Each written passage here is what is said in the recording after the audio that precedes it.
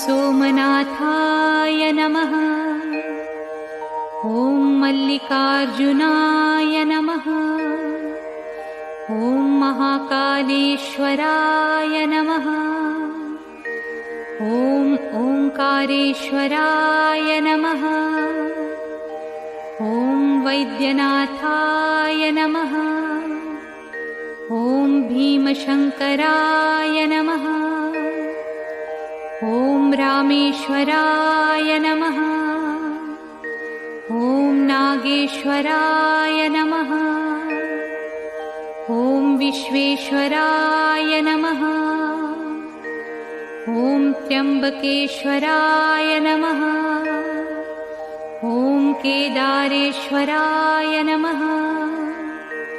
ॐ भुस्मेश्वराय नमः।